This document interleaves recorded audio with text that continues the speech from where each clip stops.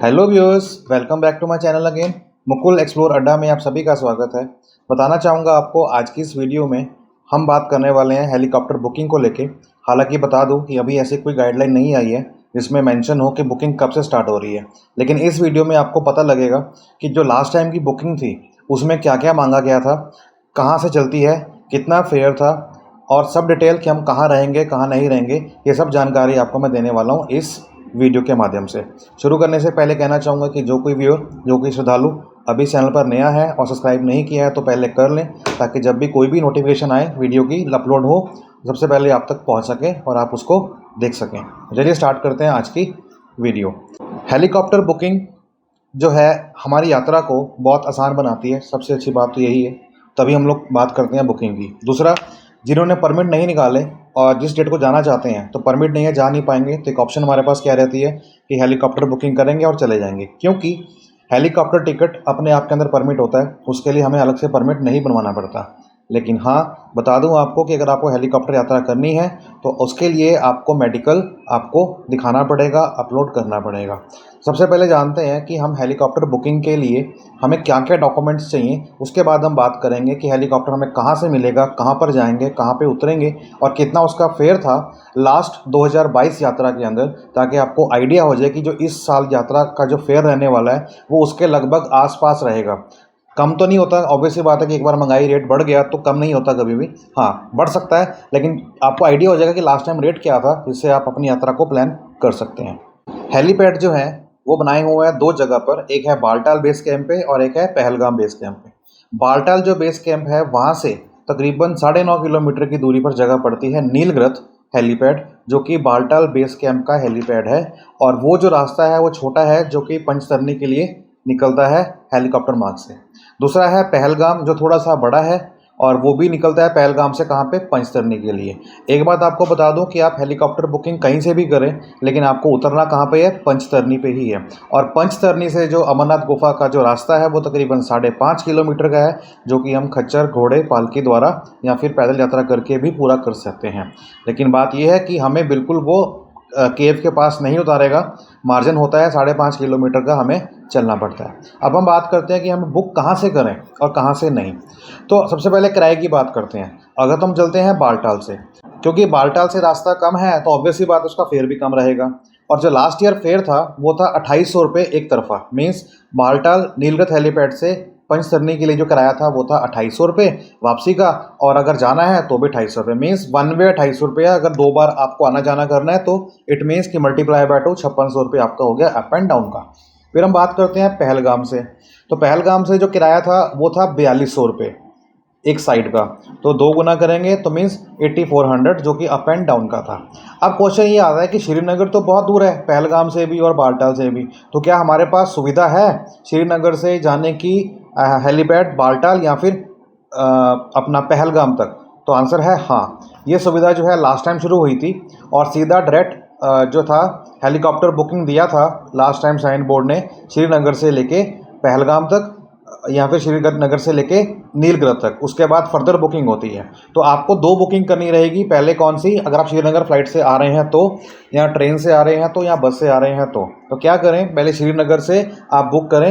अगर आपको बालटाल जाना है तो बालटाल के लिए, अगर आपको पहलगाम जाना है तो पहलगाम के लिए। उसके बाद फिर दोबारा बुक करनी पड़ेगी उस बेस कैंप से लेके पंचतरनी तक के लिए। तो फेयर की बात बता दूं तो पहले अगर श्रीनगर से अगर आपको जाना है बालटाल तो उसका जो किराया है उसका जो किराया था बेसिकली 2022 में वो था 11,700 रुपये। और अगर आपको जाना है पहलगाम तो उसका किराया था 10,800 रुपये। ये किराया एक तरफा था, ठीक है। अब जब हम जाएंगे आगे नीलग्रह से बालटाल से पंचतरनी तक के लिए तो उसका किराया था 2800 रुपये। अगर हम जाएंगे पहलगाम से तो उसका किराया था 4200 रुपये एक तरफा। तो दो तरफा करना हो तो मल्टीप्लाई बाय कर सकते हैं। तो कहने का मतलब ये है कि जिसको फोबिया है एक हिली एरिया का, जो गवर्नमेंट वगैरह होती है वो नहीं ट्रैवल कर पाते, तो उनके लिए डायरेक्ट सुविधा है क्या कि वो सीधा फ्लाइट से आएँ, श्रीनगर उतरे, वहाँ से अपना हेलीकॉप्टर बुकिंग ले, कहाँ तक के लिए, पहलगाम के लिए या फिर बालटाल के लिए। उसके बाद दोबारा हेलीकॉप्टर बुकिंग करें, कहाँ तक के लिए, पंचतरनी तक के लिए। उसके बाद फिर घोड़ा, खच्चर, पालकी जो भी करना चाहे कर सकते हैं और बाबा जी के दर्शन करके वापस आ सकते हैं।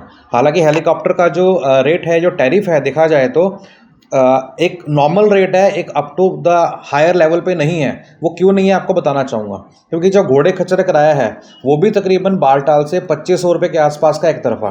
तो अगर हम 2800 रुपये दे रहे हैं और 2500 रुपये दे रहे हैं तो उसको ज़्यादा डिफरेंस नहीं है। लेकिन फ़्लाइट से क्या है, आपका हेलीकॉप्टर से क्या है कि आप बहुत जल्दी पहुँच जाएंगे और थकावट नहीं होगी। हाँ, लेकिन जो आखिरी के 5 किलोमीटर है उसके लिए आपको दोबारा से घोड़े का फेयर देना पड़ेगा। इस चीज़ को आप ध्यान से लेके चलिए। अब हम बात करते हैं पहलगाम बेस कैंप की। तो पहलगाम का जो बेस कैंप है हेलीपैड, वो तो बिल्कुल पास में ही है नंदन बेस कैंप के पास। उसमें तो कोई दिक्कत नहीं है, वहाँ बहुत सारे आपके स्टेज हैं, प्राइवेट अकोमोडेशंस हैं, वहाँ पे आप रह सकते हैं।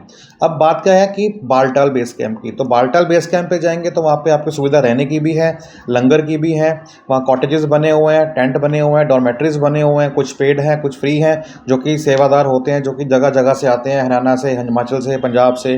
तो वो अपनी सेवा देते हैं वहाँ पे, तो लोगों के जो है वहाँ पे सेवा ले सकते हैं। और जो भी अपना उनका मन करे जो एज ए डोनेशन जो सेवा होती है वो दे सकते हैं, नहीं तो वो लोग डिमांड नहीं करते हैं।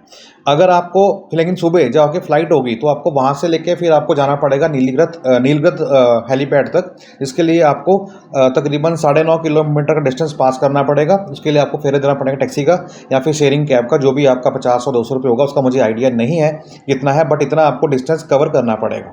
तो अगर डिस्टेंस कवर नहीं करना चाहते तो उसके जो नियरेस्ट है फिर वो आता है सोनमर्ग। आप वहाँ रुक सकते हैं। वहाँ से डिस्टेंस जो रहेगा वो आपका तकरीबन रहेगा 4 से 5 किलोमीटर का। और अगर बिल्कुल ही जाते हैं नीलगत के आसपास तो वहाँ पे शायद अकोमोडेशन आपको बहुत कम मिले, क्योंकि लोग और भी होते हैं। लेकिन अगर आपको मिल जाती है तो आप लकी हैं।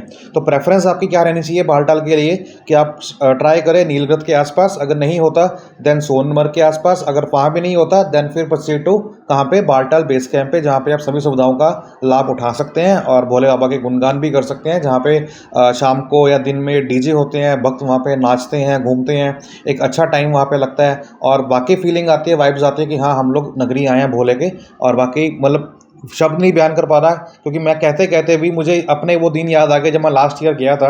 हालांकि मेरा मन अभी है, मैंने परमिट नहीं निकाला क्योंकि मुझे था कि मैं हेलीकॉप्टर पे ही जाऊंगा इस बारी।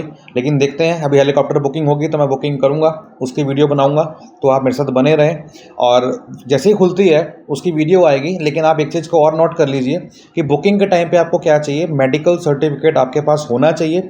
परमिट बनवाया है या नहीं बनवाया डजेंट मैटर, लेकिन आपके पास CHC means compulsory health certificate होना ही चाहिए। क्योंकि जब बुकिंग करते हैं, अपना रजिस्टर करते हैं अकाउंट बुकिंग करने से पहले, तो एक आईडी के साथ हम लोग 6 पैसेंजर की टिकट बुक कर सकते हैं एक आईडी पे।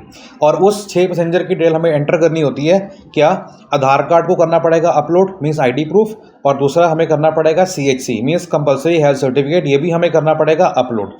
इनकी फॉर्मेट की बात करूँ तो जो इनका जो आपका आईडी है आधार कार्ड का, उसके लिए आपको JPG या फिर JPEG या फिर PNG फॉर्मेट, इसका साइज़ रहेगा 50 KB या उससे कम होना चाहिए। और दूसरा जो आपका मेडिकल सर्टिफिकेट है उसका साइज़ आपका है 100 KB से कम, और उसका जो फॉर्मेट है वो होना चाहिए PDF में। ये सभी पैसेंजर्स का आपको अपलोड करना पड़ेगा। उसके बाद पेमेंट मार्क करनी पड़ेगी। पेमेंट मार्क करने के बाद आपको बता दूं कि वो ना ही ट्रांसफरेबल है ना ही रिफंडेबल है। तो अगर आपने टिकट बुक कर दिया और आप बोलोगे कि मुझे अब इसका रिफ़ंड लेना है, तो आप रिफ़ंड नहीं ले पाएंगे, ना ही ट्रांसफ़र कर पाएंगे। तो आपका जो प्लान है वो श्योर शॉट होना चाहिए कि उस डेट को आपको जाना है। और टाइमिंग जो थी आपको बताऊँ लास्ट 2022 की, वो था सुबह के 6 से लेके शाम के 6 बजे तक। मीन्स 6 से लेके 9 का स्लॉट, 9 से लेके 12 का स्लॉट, 12 से लेके 3 का स्लॉट और 3 से लेके शाम के 6 बजे तक का स्लॉट। तो ये इनकी सेवाएं थी जो वहाँ पे इस टाइमिंग के बीच में दे रहे थे।